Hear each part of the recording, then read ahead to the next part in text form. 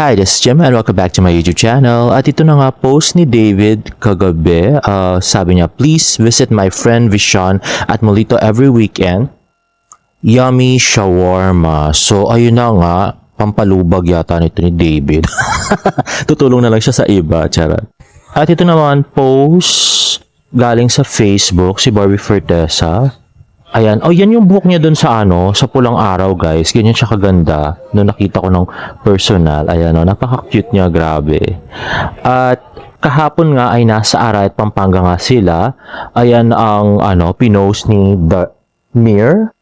At next naman ay ang AOS performance ni Barbie. Ito na nga yung espresso. At yan nga napaka-sexy at napaka-cute na suot ni Barbie kanina sa All Out Sundays habang nag-host. Napakagaling niya mag-host, diba? I so love it. Ayan. Ang daming nun ang dami ng lace na mo. Itatayin mo. Sa kanyang damit. O diba? 4 na lace. At yun na nga, napaka-cute na si Barbie Fortesa na nakita ko na ng personal. Sobrang ganda talaga. And guys, let's watch this. Correct ka dyan, Ken! Pero mga kaayos, ang mapapanood nyo ngayon ay sadyang patikim pa lang ng mga magaganap na tagisan nila ng galing mamaya, di ba? At isa-isa namin ipapakilala ang mga nakahanda na para sa All Out Super Showdown! Kaya umpisahan na natin sa dalawang napakagaganda, napakatangkad, napaka-sexy at medyo nakakaloka lang ng very, very light. Nakita nyo ba yun? Pati si Sanya tumawa. Sana mabalik nga nila yung yung kay Barbie portion na yun, yung nagkikris Aquino siya, Isama nila sa AOS. Arlene Budol versus Faith Da Silva. Eto naman ang Beard Queens, Jessica versus Hannah versus Marian. Gusto naman ang iyahatid ni Zephanie at Thea. Ito na ang sample ng salpungan nila! Versus Miguel. At Kokoy versus Michael! For the win ang hatid ni Isabel versus Lexi versus Kylene. Sa pamalakasang tapatan! Isang battle na kaabang-abang between Gabby Garcia and Julian San Jose. O, kita nyo ba yun? Ang galing niya mag-host, di ba? Yung parang, bigay todo yung energy, pati sa pagsigaw at pag-a-announce ng names. At yung halatang parang excited siya talaga na makita yung production number din na ina-announce niya, di ba? Full of energy. I so love it. Bagay na bagay siya talaga sa showtime. And actually, Itbulaga, pwedeng-pwede rin siya, guys. Umpisa pa lang yan at marami pa kaming nakahandang showdown showstoppers mamaya, mga kaayos. Alam nyo guys, hindi nyo ako maloloko eh. Alam ko Bakit? patikim, kasi alam ko nga patikim pa lang yun. At mukhang nag-reserve pa kayo ng pasabog mamaya. Ay nako, syempre man, naghanda talaga kami at alam mo ba, nandito ba naman ang kapuso Primetime Princess? Welcome back, Barbie Fortesa! Yes, diba? Balita ko, nagbaon ka din daw ng pasabog mamaya sa AOS mismo. Exactly, that's right, Sanya! Sikreto nga dapat to, pero dahil masaya dito, sasabihin ko na lalo pa kayong sasaya dahil mamaya nandito si David Licampo! Nakita nyo ba yun, guys? Nakapigit siyang in-announce yung pangalan ni David, no? Ano kaya meron? O baka wala naman. Baka nag-iisip lang ako. Kaya lang sinabi nyo kanina, lahat kami naganda ng puspusan, di ba? Raver, naganda tayo na Yes, sobra. brother! Grabe Oo. kanina, kita naman Lalo nila. na mamaya, meron kaming dance battle with Kokoy and Michael. Pero sa totoo lang, mukhang ang may mga... Plus, hindi lang yan, lalong magiging masaya dito. Oh, yan! Sa All Out Sundays, dahil may mga... Dahil number 1 kayo sa amin, sinisigurado namin laging masaya dito sa GMA! Guys, tumayo na kayong lahat dahil kasama sabay-sabay! Sabi nila di ako marunong sumayaw. Woot! Sabi nila parehong kaliwa ang paa ko. No, no, no. Hindi nila alam gabi-gabi ako sa tinuhaga ng radyo at nang manisaya. Eto na! May parinig ko si Barbie, ay!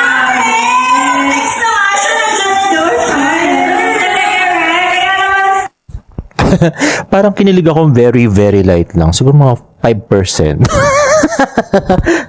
Doon sa nag-text daw, eh? At next naman, ito yung OOTD ni Barbie. Napaka-sexy, naka-Calvin Klein na sports bra. Si Barbie. At ito na nga yung kanyang prod number. Let's watch this. Looking forward ako kasi ngayon na lang ulit ako nakabalik ng AOS tapos mismo prod agad.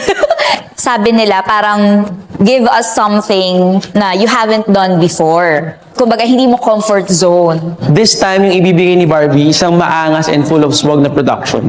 Iiwasan niya yung pagiging parang medyo girly side niya. Mas mature yung ipapakita niyang performance. 'Di ba? Kung anong kayang gawin ng lalaki, gagawin ko rin. Ako ang pumili nung song na Tomboy. Hindi siya tungkol actually sa lesbianism. It's more like kung anong kayang gawin ng lalaki, doble ang kayang gawin ng babae. Yung women empowerment, yung pagiging strong at pagiging tough ng mga babae, hindi ba? Na maihahambing mo sa isang lalaki or tomboy, ganon. Kaya mga kaayos, kung gusto nyong makita ang other side of Barbie, eto na yon mismo. Ayan, ito na nga yung prod number ni Barbie. At yan.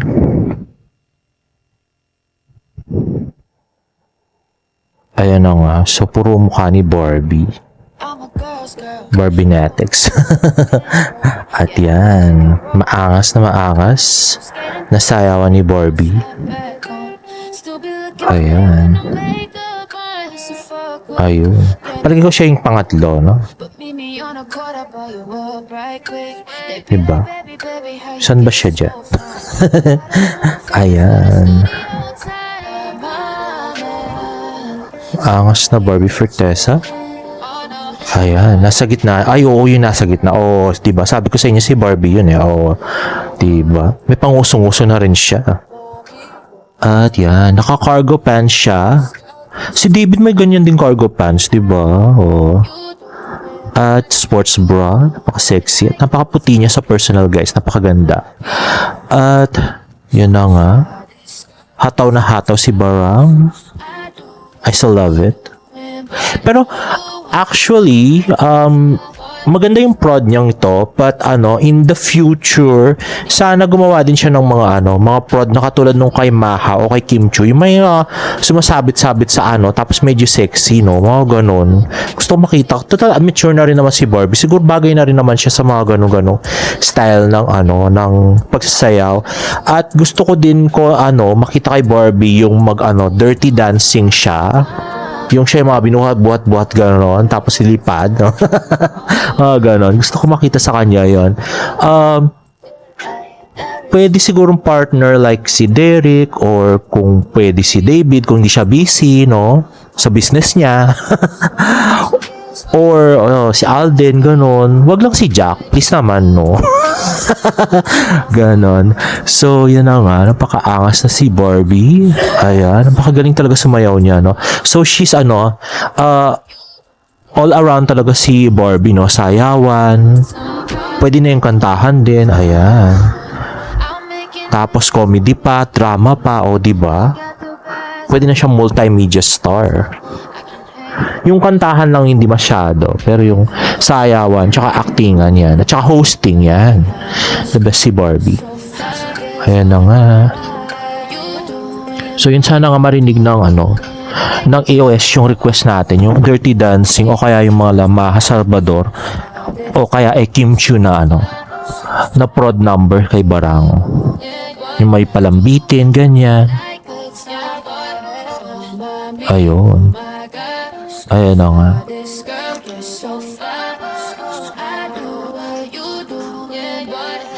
Ayun.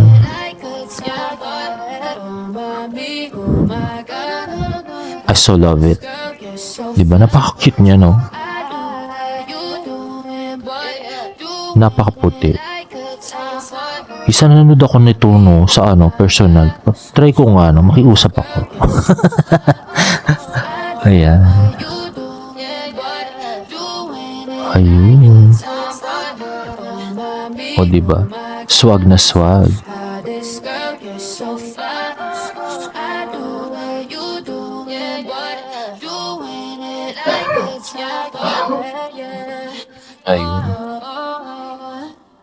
Wow. Pang ano na to eh, parang pang street boys na ano. Mga dance. Yun na! Grabe! Yun! Pinaanda na naman tayo ni Grabe! Barbie Fortesa at ang Power Impact Dancers! Yun na nga, mismo yun. And I'm sure, hindi lang tayo nakaramdam yan. Tanungin din natin yung mga nakinood. Ano pa masasabi mo, pre, David Licauco? Grabe, David! Ano? Masasabi ko lang na ang galing. Asa si Barbie? Wala naman siya dito. Napakagaling. Hinanap si Barbie. Adik. Oo nga, no. Ba't di pumunta sa stage si Barang, no? Pagkatapos niya sumayaw, no? Para na-interview ng konti. Sabagay, ayaw niya nga sigurong, makisawsaw do sa issue ni David, no? Bahala si David na gumawa ng solusyon do sa kanyang issue. Hindi siya magbibigay ng ayuda today. Ni Barbie. Di ba? Oh, nakita ko. Ang kaya ko lang gawin yung ganun eh. Hey! Yun! Grabe. At syempre, di ba David masaya dito? Masaya dito. Sobrang saya dito. Oo, talaga naman masaya dito. Kaya naman, #AOS masaya dito. At kasama rin natin ang castmate ni David sa movie na GLU, Derek Monasterio. Hey, Mr. Derek. GLU, malapit nyo na kaming makasama sa Ultimate Barkada Road Trip. Istoryang GLU. At kasama namin dito sila Michelle D. Yes. Carl Guevara, Sofia Senoron. Siyempre si TJ Marquez, si Enzo, si Kiko, si Miss Pinky Amador, and marami pang iba. Written and directed by Direct Philip King. Yan. Showing na po ang GLU on April 24. April 24, yes. 2024. At sana panoorin ninyo kasama ang barkada ninyo at syempre yung gusto nyo makadate. Sino gusto mong makadate? Sino gusto mo makadate? Tinatanong pa ba yan? Maghahanap tayo ng kadate. Oo, nako. Thank you guys. Talaga naman susuportahan namin yan. Siyempre, Raver, ito na. Susunod na yung makaka-movie date mo. Oh, yun na nga. Susunod na. Tsaka, pre, ayain ko talaga yun. Okay? Pero ito na. Ang showdown na inaabangan nating lahat. Gabby Garcia versus Julie Ann San Jose. Teka nga, Mr. Cameraman, galit ba kayo kay David? Ba't hindi siya sa sentro sa mukha niya yung ano? Bakit laging putol yung mukha niya doon sa camera? Tsaka magpapakyut lang pala siya doon, no? Wala naman pala siyang gago. Akala ko naman kasama siya doon sa prod or something. Magpropromote lang pala ng pelikula. At yun na nga ang ito na, multiple angles ng cute na si David Licauco. Kahit naiwanan niya yung Jamie.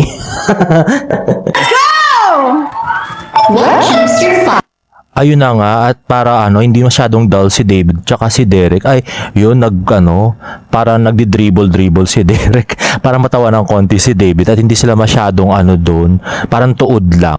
At next naman, ayan si Thea Ashley, at yan feel na feel nga ni Barbie at tsaka ni Kailin ang pagkanta, ang BFF din niya ni Barbie, grabe. At ito nga si Zephanie at si Thea, ayan, yan. Adik. So kahit BTS lang ng AOS, si Barbie, nakakatawa talaga, no?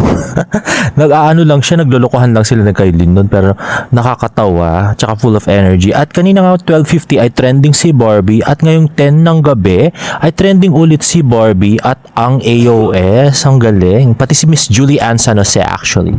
At ito na nga ang beautiful barkadas ni Barbie na si Gabby, si Kailin, at si Miss Julie Ann San Jose. At pinost nga ni Chinita na sana all naka-cargo pants. Ayun yung cargo pants ni David. So wala, pinost niya lang. Baka kiligin kayo. Ay, ito nakakilig to si Miguel tsaka si Barang, di ba? Ang mag-ex. Hindi ko alam kung first boyfriend niya to or something, pero yan, di ba? Tsaka yung height kasi hindi masyadong malayo, so cute pareho. Kaya di ba? Yeah, ang cute. Yun. So bagay din, no, di ba? Ayan na si Barang. And lastly, ito nga nakita daw si David Licauco kahapon sa Kuya Korea at nagpa-video greet yata. Kaya lang hindi pinost nung tao nag-post sa Facebook. So yan, baka gusto niya lang makita si David, yan. And guys, if you like this video, please give it a thumbs up and please subscribe to my YouTube channel for more Barda updates. See you in my next vlog. Bye!